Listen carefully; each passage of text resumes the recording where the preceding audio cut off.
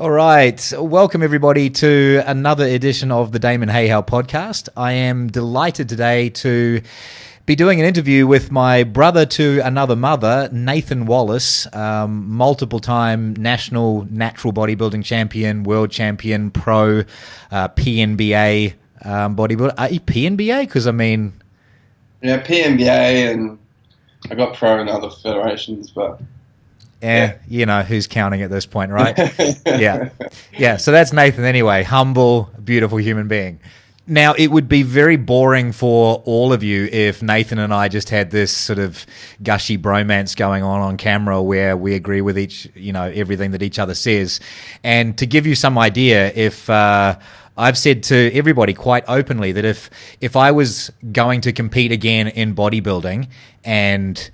the doctors at the clinic where I'd obviously be staying decided that they would let me out and off my medications, then Nathan Wallace is the man I would ask over and above anyone else on the planet to get me ready for the competition. So that's how much faith I have in this guy. So like I said, the conversation would be very boring if we went on those lines. So I'm going to play your typical bodybuilder, and I'm going to ask Nathan questions like he might be used to getting from typical bodybuilders who come and see him.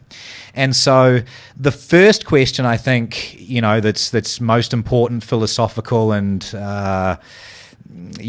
probably what brings most bodybuilders into you is your ass.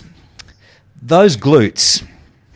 Now, I can tell that obviously, because you've got such a small, tight waist, you've never done a squat or a deadlift ever in your life. And you obviously built those striations into your glutes with really, really focused contractions using various varieties of glute kickbacky kinds of things and hip thrusts. And obviously, you have a secret, particularly the fourth striation up from the bottom. I love what you've done with that striation. So can you tell the ladies and gentlemen exactly how you place your feet on your hip thrusts and what your favorite exercises are for building those glutes? Because I'm right, aren't I? You've never squatted or deadlifted before. All about those angles. It's all about the angles. Yeah, that's what I thought. And getting that peak contraction and squeezing and feeling the muscle, like a person with neuromuscular disease who can't feel their muscles. You've got to act like that, right? Yeah, exactly. Well, it's all about that sort of contraction and EMG data that they always have. That's whatever fiber is actually firing. And because you've got EMGs on every one of the machines at the gym, right? At Hold Your Own, and yeah, it's pretty much fair. It's just a scientific lab. Yeah, okay, yeah. But no, seriously. So have you ever done a squat or a deadlift before, Nathan? Multiple times a week. Oh, really? Oh, wow. So how do you keep your waist so? I mean, obviously you must keep the weights light if you keep your waist and your hips so small. Not necessarily. So how heavy would you go on your squats and deadlifts, Nathan? Yeah, so we've usually programmed for most of our clients and myself and whoever else wants to work with us, squatting and deadlifting multiple times a week. Seriously? Yeah. It's just how do they not just grow hips? I don't know. It's a mystery to me. Even that seems to be every single one of our clients doesn't seem to have a waist that's 50 inches wide and And they all squat and deadlift. Do they squat and deadlift heavy or? Obviously, we're just growing waist. That's all we do. Well, you enter that big waist federation, don't you? Yeah, that's exactly it. So. But no, in all seriousness, obviously we program for the majority of the work that we've done is all based around the three biggest movements, which is your squat, bench, and dead. They're the core exercises that we work around. And then you build, on top of that, that builds your foundation. It's about building foundations, and then obviously we can do other exercises on top of that, but they're the impact they might have on your physique compared to a squat or a deadlift is marginal.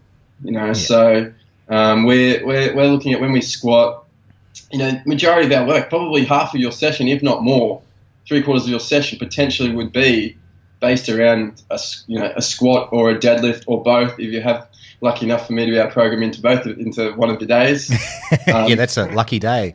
Yeah, it's a lucky day. So okay, so let's take a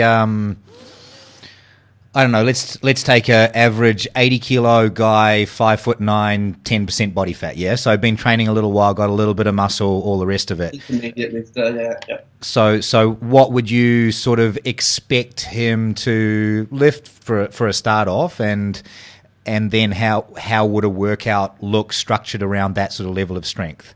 So an 80 kilo guy, 10%, 5'9", very average kind of smaller bodybuilder. Yeah, lifter. You're kind of looking at some. If they're at 80 kilo, been lifting for a few years, you'd kind of expect it.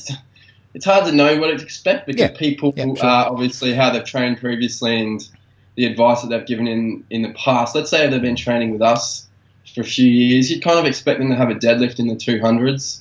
You'd probably expect them in the 200s at least, the low to mid 200 mark, with a squat potentially of somewhere in that high hundreds. You'd be looking up around the 170s to 180 mark would be.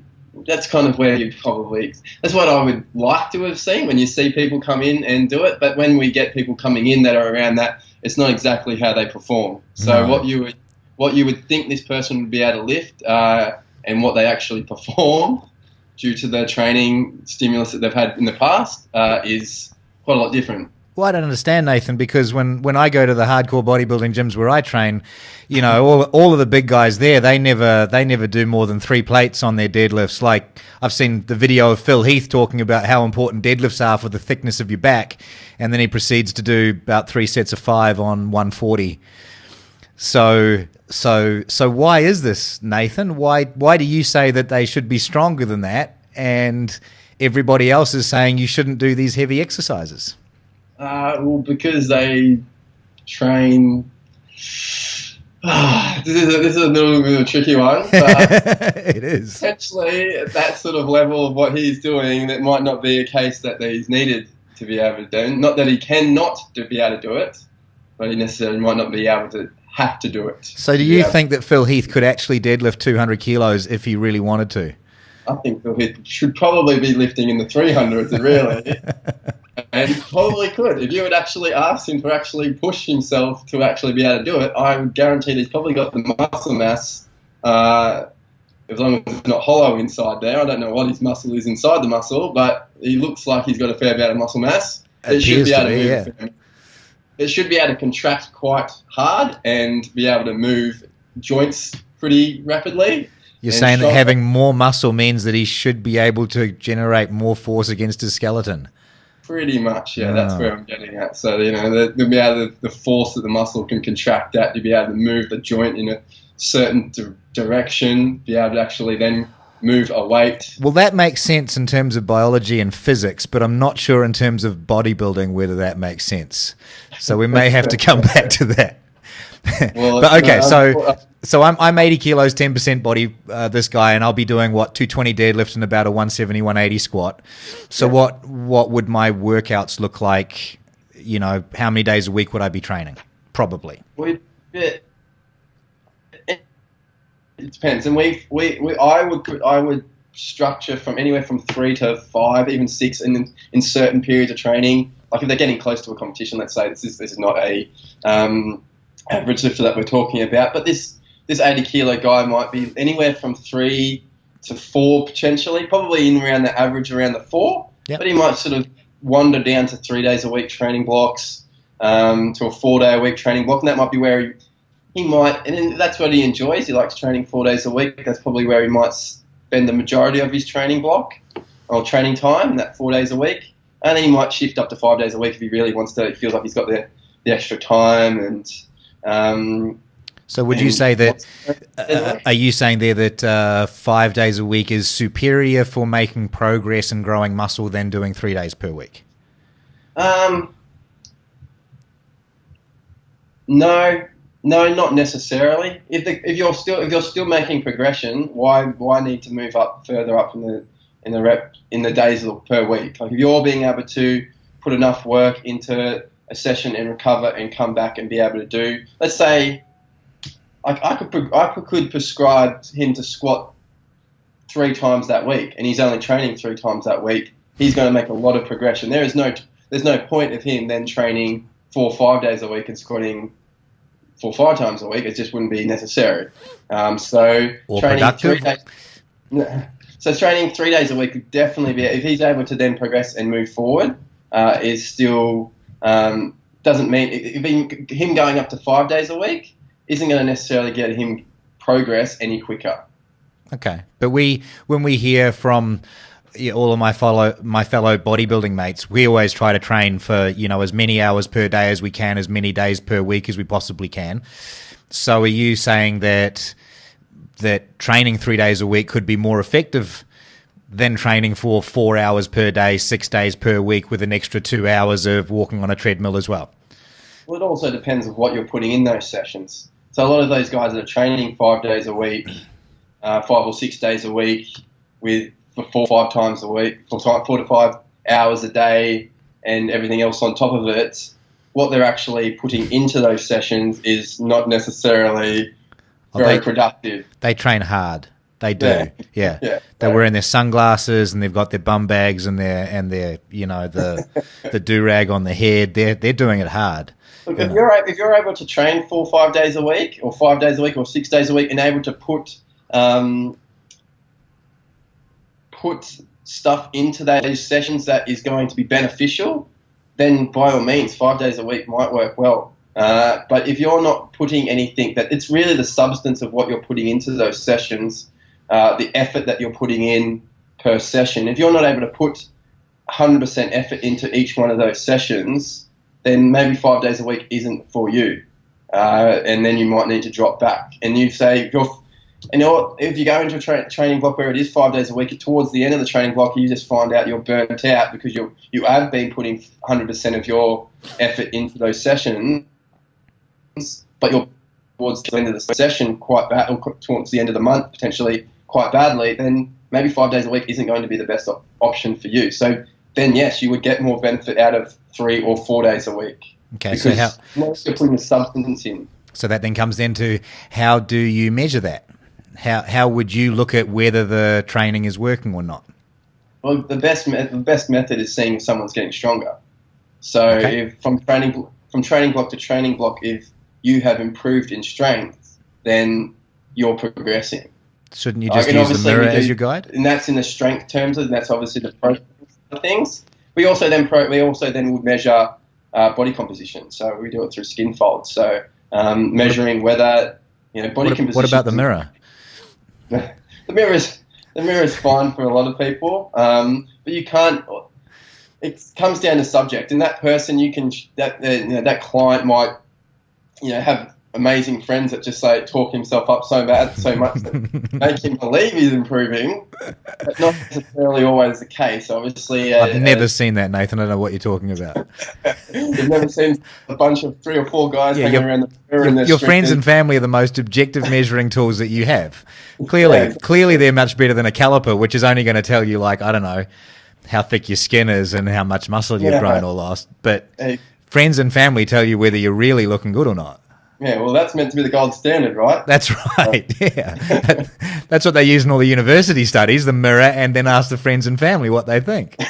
Exactly. So, but no, we obviously measure with using skin fold calipers ideally. Anyone that's obviously close and in vicinity of us being able to reach us, we do online coaching as well. So in that instance, then we find it quite hard, and it is obviously you can't get skin folds, and getting people to do their own skin folds, although it's doable, they often reach a little bit. They become as reliable as their friends and family. Yeah, those as reliable as their friends or family. So in that instance, it comes a bit hard, but obviously anyone that we see straight away, the only sort of method that we would generally use is a skin folding caliper. Obviously, coming into a bodybuilding competition, you're obviously looking for a look at, got to make sure that they're looking like they're skin folding, because you do get the instance where certain people skin fold a little bit different to others, that variant. So I've had some,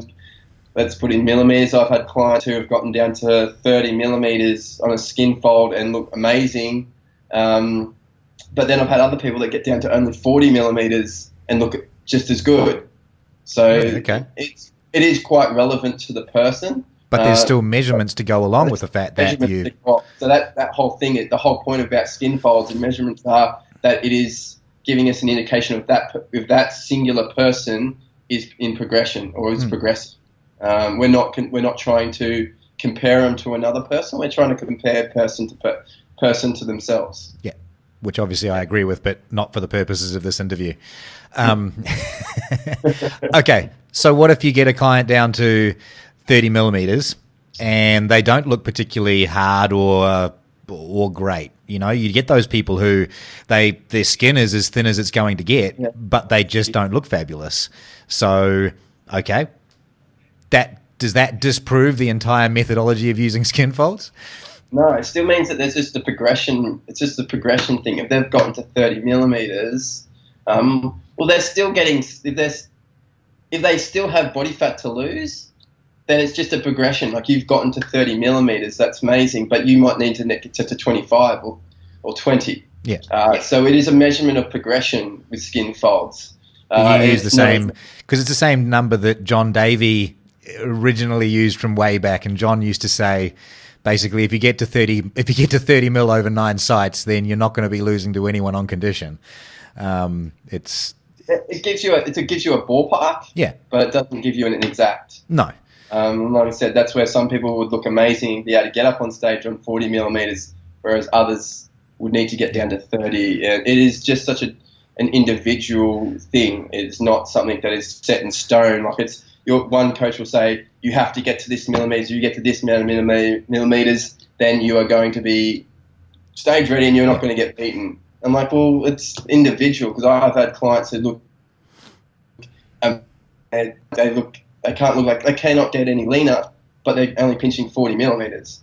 Yeah. So, well, hey, I remember when Nick Jones was getting ready for a contest when he came into Biologic Labs, and I said, "Show us what you look like," and he pulled his top off, and the man had striations through his abs, and I grabbed his belly, and it's like, dude, you're fatter than I am.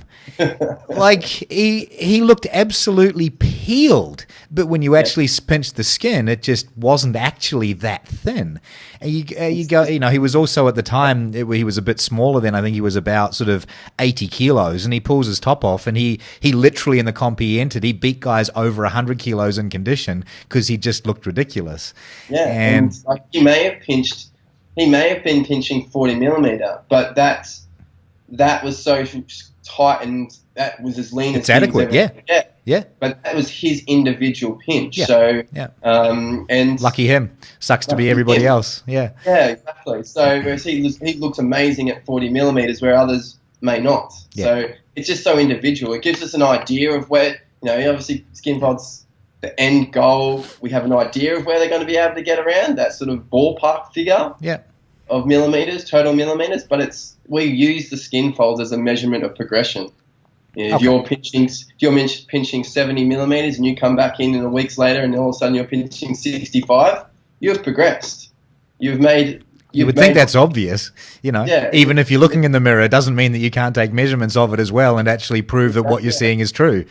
Whereas if you're looking in a mirror and your mate is a little bit more excited about how you look this week, that's not necessarily the most objective. Yeah, I've always said to everybody, just the mirror constantly lies. If you want to see how badly the mirror lies, go do some poses in the mirror, then go and watch YouTube and watch Ronnie Coleman training for 5 or 10 minutes, then go look back in the mirror. Yeah. And look how fat and small you suddenly look within the space of 5 to 10 minutes. You know? It's very subjective. How you look at things is very objective, yes. Yeah. Okay, so getting back to a training structure, or should we... Yeah, we'll get back to the training structure. So we've got you're training 3 to 5 days per week, and you were saying that you squat, deadlift, bench is the foundation of all of the programming that you would do, and that you might even have a person squatting 3 times a week. Would that be some training cycles, or that would be like all year round they squat 3 times a week?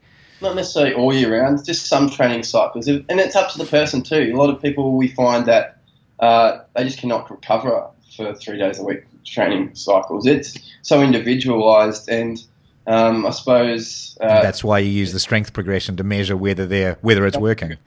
If their progression hasn't gone that far, or it's sometimes potentially gone backwards, training 3 times a week, squatting 3 times a week, it means that their fatigue management hasn't been amazing, which means they're going backwards. They're just not recovering as enough before each session to be able to create that sort of progressive overload. So what would you do?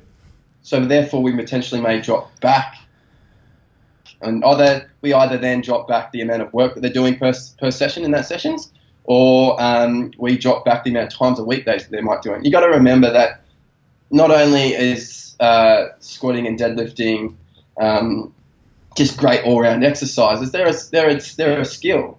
You know, they're a skill. So we want to try and be at. I think they're the three best exercises for progression. They will put your body under the most mechanical stress possible to be able to create an environment for you to then grow and put muscle on.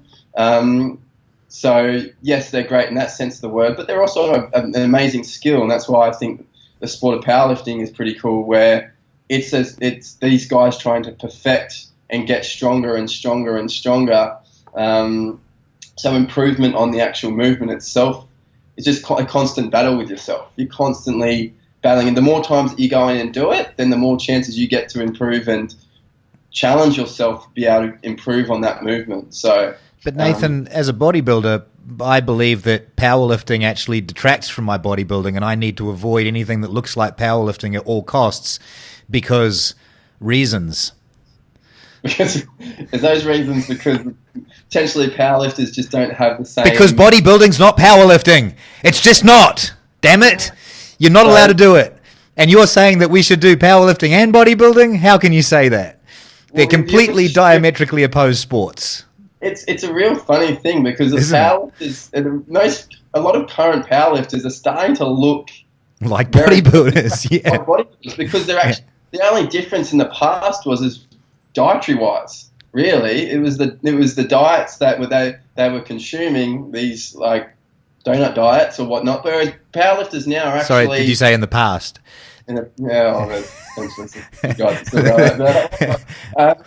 I believe the donut diet's still quite popular amongst the powerlifting fraternity. It's quite. I won't go into actually, but it's quite funny that now I actually see a fair few powerlifters posting how they're getting nutritional help from ex-coach or ex-coach, and how much bodybuilding coaches too. Their lifts. Yeah.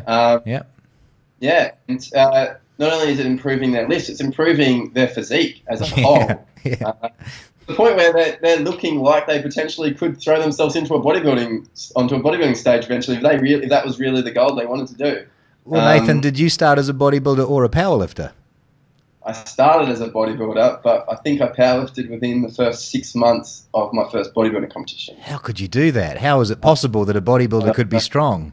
And I think if you recall, I think I did a deadlift meet within a couple of weeks for just about every time I competed as a bodybuilder. I think I harassed you into it. You used to run a deadlift only competition only weeks after the end of this bodybuilding season, and I used to get myself up and ready to be able to deadlift only weeks after. I remember emceeing a show where you deadlifted on the day you competed. Yeah, there's that as well. So you know, it's you should. Like, the other thing is like, really, you should be fair. Like, I understand if you may lose a minimal amount of strength, you know, because just biomechanically we start changing slightly, especially squatting and benching. Our mechanics, our leverages change slightly as we diet back down. But really, if we're holding the same amount of muscle mass, we should be able to move our joints the same way as we were in our off season. Yeah. So we should be able to hold our strength anyway. Sorry, I shouldn't be agreeing with you, even though I do, obviously. But yeah. Okay, so basically, you're achieving bodybuilding outcomes through using almost a powerlifting focused training regime. Your squat, bench, deadlift, see if the strength is progressing. It should mean that you're able to compete in a powerlifting competition if you want, or prepare for a bodybuilding contest, all through the same training. Is that essentially correct? Yeah. If anything, what might happen is the very slightest shift towards more work put into the squat, bench, and dead, then maybe some smaller movements, but it's a small shift. Yeah. We're talking percentages in training. So let's say I set up a day's training. that day might consist of 60% of the work or 70% of the work as your big main movements, stuff that's going to be improving on like your powerlifting, the power stuff, and then the other percentage would be bodybuilding movements, like dumbbell curl, tricep push down, whatever it might be. Whereas when we're going into a bodybuilding phase, the shift might be slightly ajar closer to what you might put a little bit more accessory work in.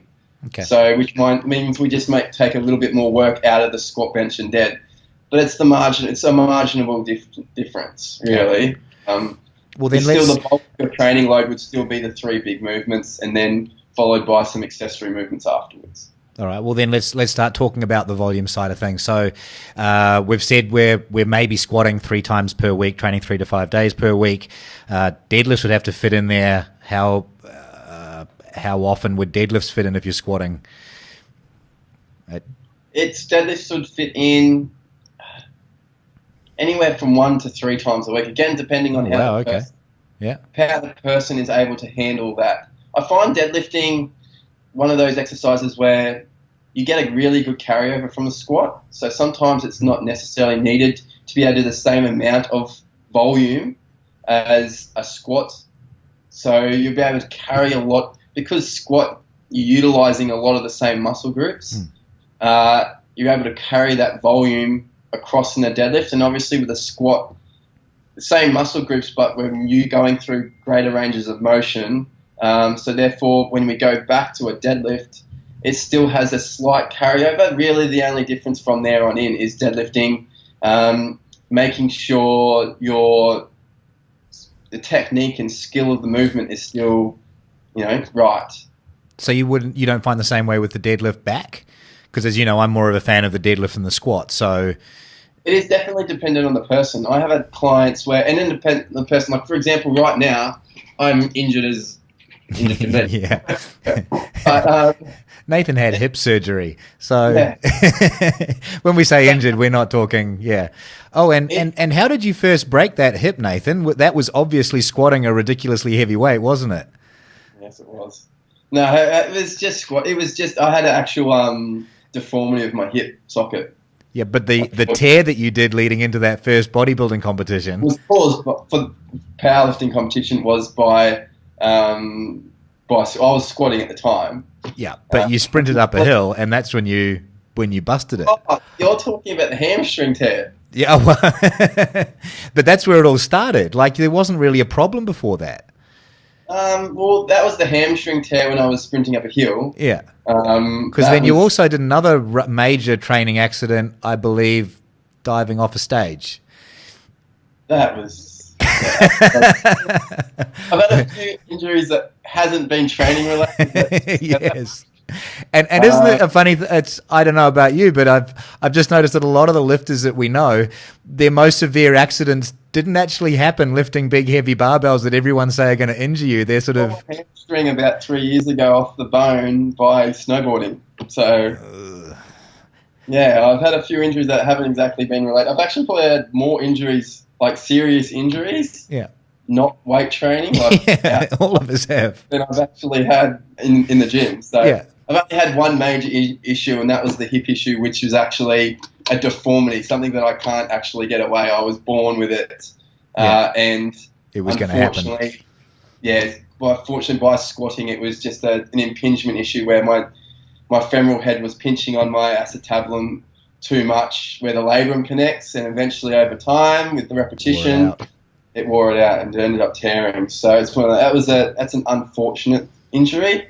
Other than that, I've had a few back niggles over the times, but who hasn't? I think I spoke to a surgeon about this, and he said you'd be surprised if we were to X-ray most 20-year-olds' backs in the 20s, they'd all have some sort of disc issue, or it's just a part of life, really. Right. So did I tell you about that? It wasn't really a study, but I read about a test these guys carried out on some physios and chiros, I believe, a number of years ago, and they filled a theatre with all of these professional doctors, and they showed them x-rays of 20 different spines and asked for the their opinions on what kind of symptoms the people would be suffering based on these spinal x-rays. And there was actually fairly remarkable consistency between all of the physios and chiros and whoever it was that was in the room, saying, oh, this person would have this, that, da, da, da, da, da, da. And they listed all of these different maladies that all of these people would be suffering. And at the end of it, they said, thank you, gentlemen, for your input. These are the spinal x-rays of 20 perfectly healthy people with absolutely nothing wrong with them whatsoever. Yeah, and that's exactly this point. I went, I spoke to a surgeon about I had a niggling back, and it was just, I went in there and he was like, your back's perfectly fine. It'll be healed up within a few weeks. And then he said, your back looks just like, you'd be surprised, most 20-year-old human beings have backs where no one's ever the same. They're going to have disc issues and all sorts of things. But you probably won't ever feel it or know about it. It's like I've said, if you took a bunch of surgeons through a forest and told them to diagnose the trees, they'd want to cut them all down and say they're all fucked. They're not perfect right angles or 45-degree angles with the branches. Anyway, so we were talking about training volume. So you say that you're integrating powerlifting and bodybuilding. So how do your rep schemes then look? Because as we know, for hypertrophy, you can only do 8 to 12 reps because 7 won't grow any muscle and 13 will make you a marathon runner. And if you do 3 to 5 reps, you get strong, but anything outside that range won't make you stronger ever at all because you can only do reps in 3 to 5 or 8 to 12. So which do you choose? We vary greatly between, and then it depends on exercise to exercise and the amount of stress that it causes on us, but it can vary from 1 to 2 reps, ideally not 1 all the time. Mentally, I don't think I could go in to do 1 rep every day. But I like 1 rep training. That's really good. All my warm-ups 1, get to the top 1, bye. Exactly, get out of there. But at the moment for me, it's a risk management. If I walk into the gym, I'm looking at injuries, so maybe 1 rep and get out of there is probably the best. It's probably a good idea, yeah. 60 kilos 1, I'm going. Made it. We'll vary from 1 to 50. 1 to 50 is the rep range.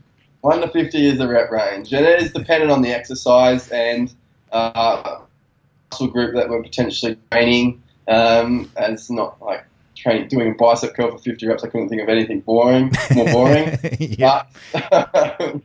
and more painful. That's right.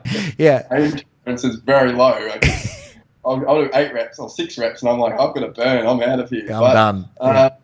But certain exercises and movements are able to do a lot more volume in that per set than other exercises. Well, okay, let's use you then as an example. So, not injured Nathan right now, but Nathan, pro natural bodybuilder at your yeah. So when you're sitting, lean, strong, hard, you would usually be around 98 kilos. You'd still be very lean, very hard, but at your strongest. That'd be about right. I think I was about 98, about 8% or 7%. Yeah, or leaner than that. Yeah. But so give us some idea of some of the rep sets you would have done as PBs. Like, what's your best PB high rep squat? What's the highest rep squat you've ever done with what weight? High rep squat, I think I got 160 something for 20. I think I've hit. Yeah. And your PB 1 rep max? My 1 rep max, that's not actually 5 years ago. That was actually not too. That was when I actually had my hip tear. And you couldn't go heavy, so you just did lots. Yeah, that was 242. So PB 242. Yep. But during that other time, it was around 230. Squatted 210 for my best ever is 210 for 10, I believe, from memory. What's that equate to? I was about a 270 or something. Yeah, it's getting up there. Yeah. Yeah, that was my best. That was just before the hip tear. Always the way.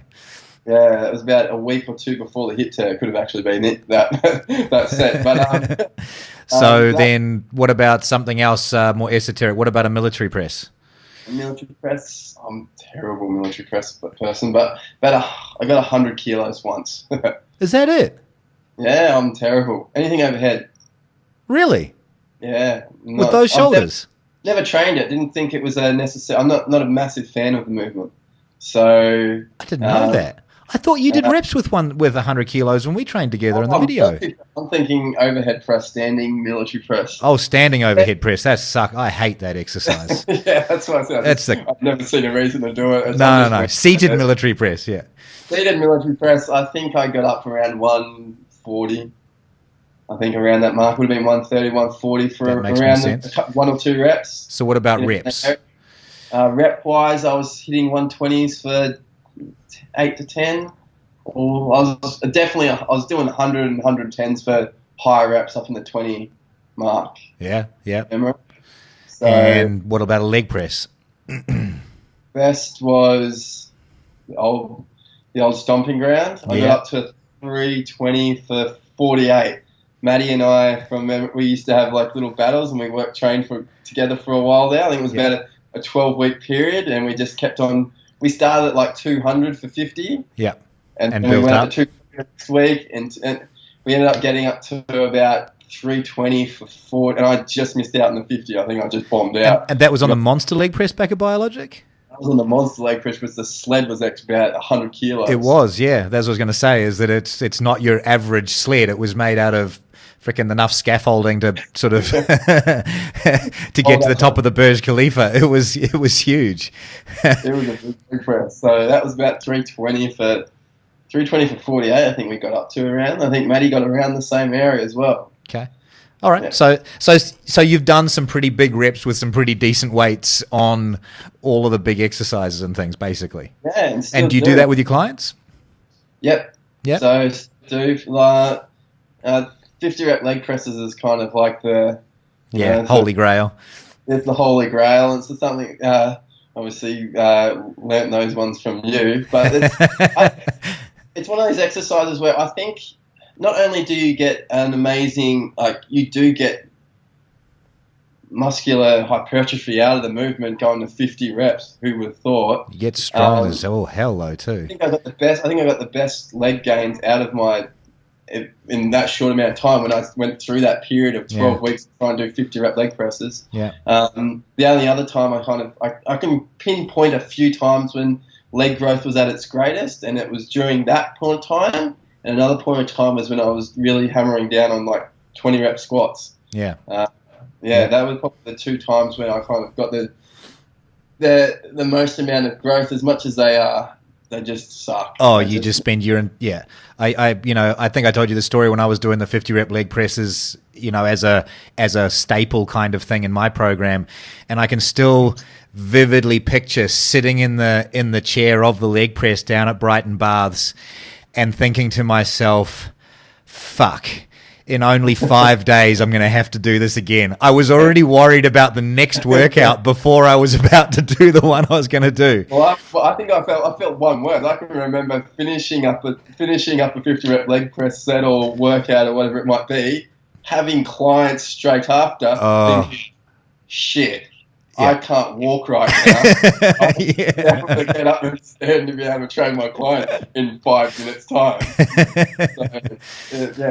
Not only are they a test of, they do help, I think, improve hypertrophy, going out the norms of the rep ranges that you would think.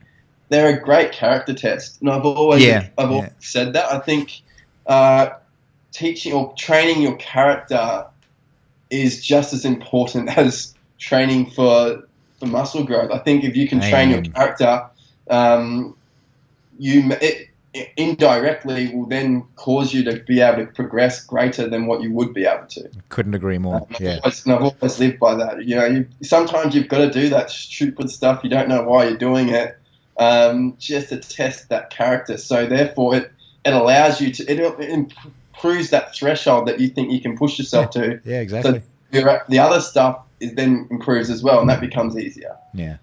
It's interesting that you say that it's about character, and given that nobody trains like that anymore. Nobody trains like that.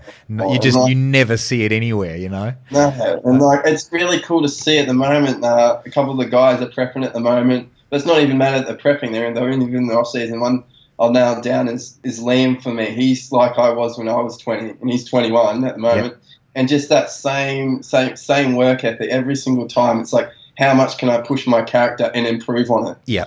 It's just a real cool thing to watch. You know, which you can only get with measurements, can't you? It's only when you put the number in front of the person and say, this is what you need to do to beat yourself last time, that they go, oh shit, okay. Yeah, and then I think everyone's going to be like, I think the result when he jumps on stage in the next 20 weeks, you'll see it. You'll see that. Yeah. Like, you will be able to see the improvement that he has made in the short amount of time. It's only been 2 years since his last, but the amount of improvement he's made in his training character is going to show on stage. Like, obviously. Well, let's put numbers for the ladies and gentlemen. How much heavier should he be on stage? Because I can imagine if he's prepped by you, he's going to be in better condition. So how much heavier would he be too?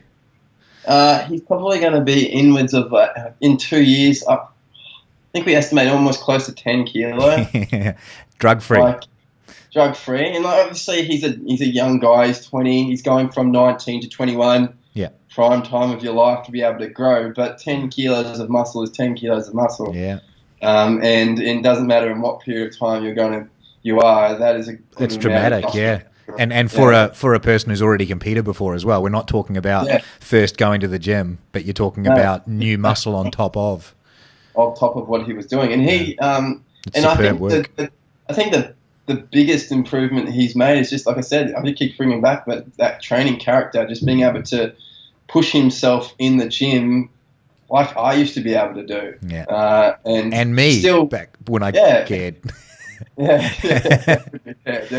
even there, it's funny. I'm old and I'm tired, and I got other things to worry about now. And I think about it sometimes because I go, my workouts are so pathetic and so sad because I just did leg extensions because I didn't have the energy to be bothered squatting, and then I go, but I did 40 reps on 150 kilo leg extensions, which is more weight for more reps than most of the clowns are doing on their freaking leg presses, let alone their squats. You go, once you've got that character, it's just like you can't bullshit yourself to train, Exactly it. Like yesterday, I trained for the first time in 7 weeks.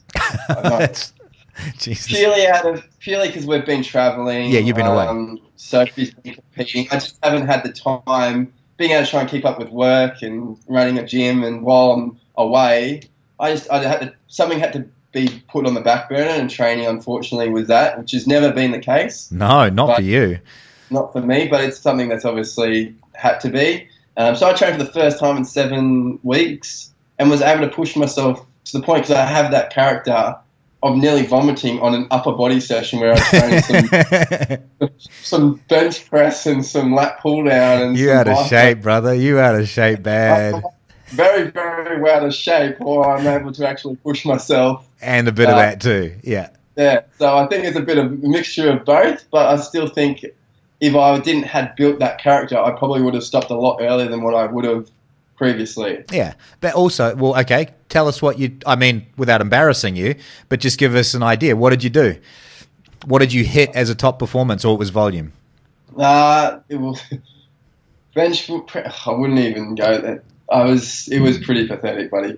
It was pretty pathetic. I got back up to 100 kilos for 10 reps or something, I think it was. Yeah. She set for 10. Which is pathetic. In my prime, I think I'm hitting 125, 130s for 10.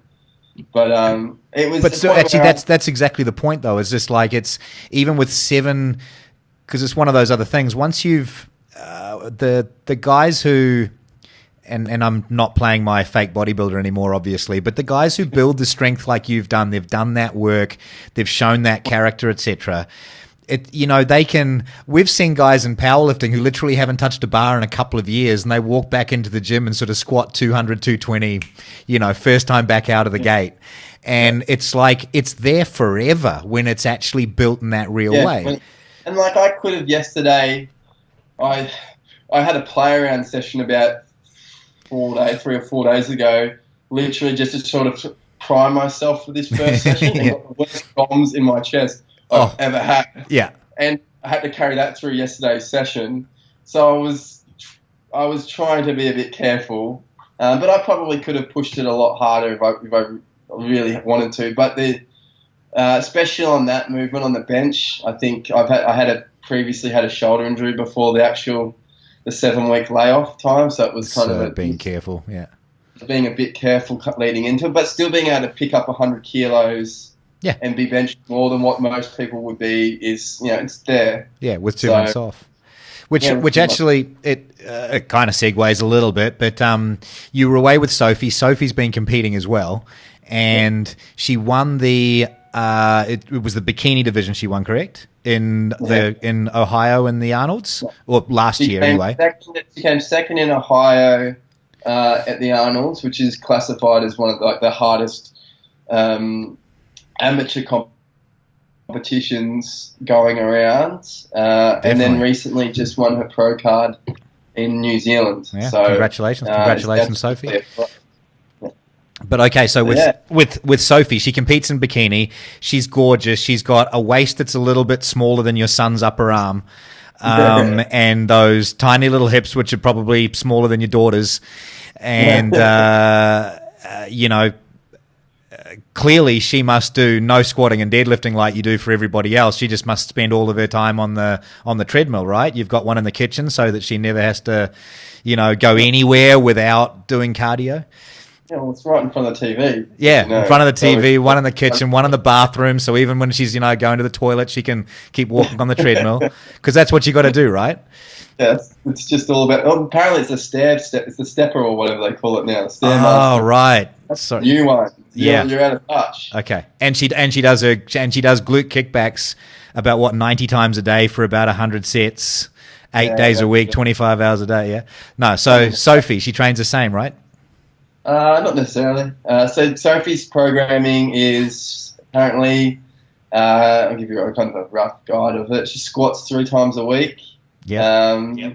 She loves training, just loves it. Doesn't. Oh, you can't get her out of the gym. One of those. It's hard for her to not do training days. Yeah. Leading into it, so she trains 5 to 6 days a week, depending on how much her workload is with her business, and sometimes it has to drop back down. But leading into a competition, she just gets so motivated. She likes going in the gym, just training for 6 days a week, but only gets about an hour to train. But she only squats, when she squats 3 times, she only squats 30 kilos, right, including the bar?